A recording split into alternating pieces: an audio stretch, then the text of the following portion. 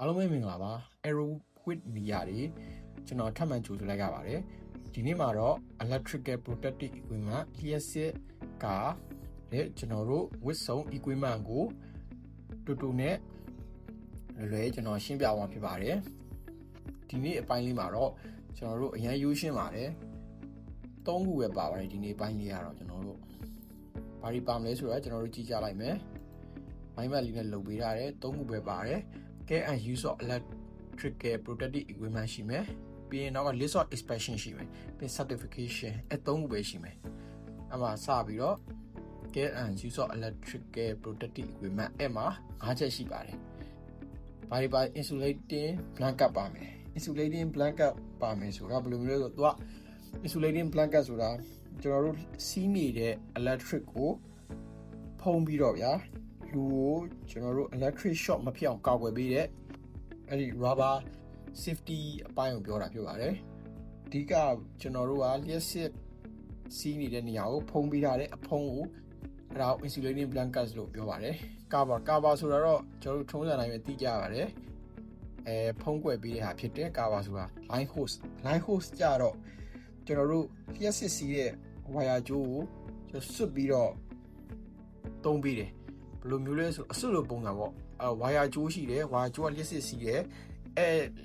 ဝါယာကျိုးပေါ်ကိုကျွန်တော်တို့ဖုံးပေးတယ်အဲ့ဒါကို line hose လို့ခေါ်တယ်ဘယ်လိုမျိုးလဲဆိုတော့ကျိုးကိုကျွန်တော်တို့စွတ်ထားတဲ့အစွတ်ကို line hose လို့ပြောတယ် glove ဆိုတာကျွန်တော်တို့လက်အိတ်ကိုပြောတယ်เนาะလက်အိတ်ဆိုတာတော့ကျွန်တော်တို့လက်မှာစွတ်တဲ့လက်အိတ်ကိုပြောပါတယ်ပြီးမှ sleeve made of rubber sleeve made of rubber ဆိုတာနည်းနည်းတော့ဟိုလိုဖြစ်တယ်ကျွန်တော်တို့လုံးဝအန်ရရှိတဲ့နေရာတွေကိုသွားမယ်ဆိုရင်လူတယ်သူကဘယ်လိုမျိုးလဲဆိုတော့လက်မောင်းဝတွေပခုံးလောက်ကနေစပြီးတော့အောက်ပိုင်းထိဟိုကျွန်တော်တို့ကာဝယ်ပေးတယ်ပြီးမှ glove ကိုတက်တယ်အဲ့လိုမျိုးဖြစ်ပါတယ်အဲ့ဒါဆိုရင်ကျွန်တော်တို့ဒီမှာ case and use of electrical protective equipment ၅မျိုးရှိပါတယ်ဒီမှာပြန်ပြောမယ်ဆို insulating blanket ဆိုတော့ကျွန်တော်တို့အချုံပြောလိုက်လို့ရှိရင်အဖုံးပိုင်ကိုပြောတယ် cover ဆိုတာလည်းဒီတိုင်းပဲအဖုံးပိုင်ကိုပဲပြောပါပဲ line hose ဆိုတာကျွန်တော်တို့ကျိုးကိုပြောတယ်ကျိုးကိုဖုံးပေးထားတဲ့ဟာကိုပြောတယ် line hose ဆို glove ဆိုတာ lab ကိုကာကွယ်ပေးမှုအတွက် glove ကိုဝတ်တယ် sleeve ဆိုတာကျွန်တော်တို့လက်မောင်းကနေစပြီးတော့အောက်ထိကိုကာကွယ်မှုအတွက် sleeve ကိုဝတ်ဆင်ရတယ်နော်also case and use of electrical protective equipment ပြီးသွားမယ်ဒီမှာကျွန်တော်တို့ list of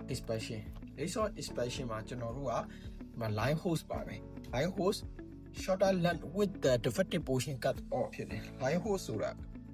မှာကျွန်တော်တို့ shorter length ဆိုတာတူတဲ့အရှည်ဖြစ်မယ် with the defective portion cut off ဆိုတာကျွန်တော်တို့အမှပြတ်နေတဲ့အပိုင်းကိုဖြတ်ကမယ် list of inspection မှာပြက်နေတဲ့အပိုင်းကိုဖြတ်ပြီးတော့ကျွန်တော်တို့ပြန်ပြီးဆက်ပြီးတော့တခြားကောင်းတဲ့အပိုင်းနဲ့ပြန်ပြီးဆက်ပြီးသုံးမယ်အဲ့ဒါကို line hose လို့ line hose shorter length with the defective portion cut off လို့ပြောတယ်ပြီးရင် rubber insulating blanket may be repair rubber insulating blanket ကျွန်တော်တို့ rubber insulating blanket ကိုပြုပြင်မယ်ပြန်လဲပြုပြင်လို့ရတယ် rubber pitch နဲ့ rubber insulating blanket ကကျွန်တော်တို့ဖုံးဘယ်လိုမျိုးလဲဆိုတော့အပေါက်ပဲအပြဲဖြစ်နေတဲ့အခါမှာဆိုရင်ကျွန်တော်တို့ rubber pitch သေးလေးနဲ့ပြန်ပြီးတော့ဖုံးအုပ်လို့ရပါတယ်အဲ့လိုနှစ်ချက်ပြီးကျွန်တော်တို့ rubber insulating blanket may be selected by serving the defective area from the undamaged portion of the blanket အဲ့ဒါဘယ်လိုပြောလဲဆိုတော့ rubber insulating blanket ကိုပြန်ပြီးတော့ဘယ်လိုမျိုးဖာထေးပြုပြင်အဲ့လိုမျိုးပြောတယ် defective area from the undamaged portion damage မဖြစ်တဲ့အပိုင်းနဲ့ damage ရှိတဲ့အပိုင်းဆိုနှစ်ပိုင်းရှိတယ်အမှအဲ့ဒါဆိုရင်ကျွန်တော်တို့အကုန်လုံးလှုပ်ပစ်စရာမလိုဘူးundamage မဖြစ်တဲ့အပိုင်းကိုကျွန်တော်တို့ကတက်ဖယ်ပြီးတော့ damage ဖြစ်တဲ့အပိုင်းကိုပဲဖြတ်ထုတ်လိုက်မယ်ဒါပေမဲ့ကျွန်တော်တို့မှာရှိတယ်အဲ့ဒီမှာ undamage ဖြစ်တဲ့အပိုင်းကကျွန်တော်တို့22 inches by 22 inch ရှိရမယ်22လက်မှ22လက်မှရှိရမယ်အဲ့လိုမျိုးသူ့မှာကန့်သက်ချက်ရှိတယ်20လက်မှဆိုကျွန်တော်တို့ပေနဲ့ပြောရင် 1.84 ပေလောက်တော့ဖြစ်မယ်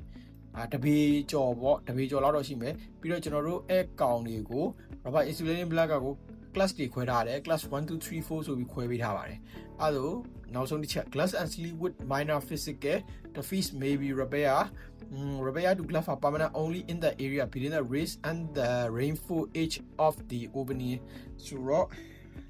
ဘာပြောလဲဆိုတော့ glass and sleeve glass ဆိုတာလက်အိတ်နဲ့ sleeve ဆိုတာကျွန်တော်ပြောတဲ့လက်မောင်းထီကိုရောက်တဲ့အကာအကွယ်ကိုပြောတယ် with the minor physical defect may be repair minor physical ဆိုရင် maybe repair ပြန်ပြီးပြုပြင်လို့ရပါတယ်เนาะ minor ဖြစ်ရင်ပြန်ပြုပြင်လို့ရတယ်ပြီးရင် repair to glass are permanent only in the area เนาะ between the wrist and the rainfall area of the opening အဲ wrist ဆိုတဲ့ကျွန်တော်တို့လက်ကောက်ဝင်းနဲ့ rainfall area rainfall edge ဆိုတာဘယ်လိုမျိုးလဲဆိုတော့ကျွန်တော်တို့ချုပ်ထားတဲ့အနားပိုင်းလောက်တည်ပဲအဲ့ဒီဟာတွေကိုပဲကျွန်တော်တို့ကပြန်ပြီးတော့ပြုပြင်လို့ရတယ်ဒီမှာအရေးကြီးတဲ့သတိထားမယ့်တစ်ချက်ကအဲ့ဒီ glove မှာပါတဲ့လက်ချောင်းနဲ့လက်ဖွားနဲ့ကိုဆိုရင်လုံးဝပေါက်ပြဲသွားလို့ရှိရင်ဖာထေးပြီးလို့မရပါဘူးသူကအရေးကြီးတဲ့အဓိကကိုင်းတဲ့နေရာမို့လို့ပါတခြားလက်ကောက်ဝင်းနဲ့ rainfall edge ဆိုတဲ့ကျွန်တော်တို့အစွန်းပိုင်းနေရာမှာပဲပြုပြင်လို့ရတယ်เนาะအဲ့ဒါဆိုရင်ဒီမှာဒီ list of expression မှာ၄ချက်ရှိတယ်ပြီးတော့ certification မှာကြတော့ဒီမှာ the employer တစ်ချက်ပဲရှိတယ် the employer must certify that equipment employer အလုပ်ရှင်ရတော့သိရမယ် equipment က certificate ဖြစ်လားတိမှတ်ပြုလားအတိမှတ်ပြုလားဆိုတော့ကို employer ကအလုပ်ရှင်ရတော့သိရမယ်ကဲဒါဆိုဒီ၃ချက်ပဲရှိပါတယ်เนาะကျွန်တော်တို့ EPE electrical protective equipment ကိုအားလုံးလည်းနားလည်ကြမယ်လို့ကျွန်တော်မျှော်လင့်ပါတယ်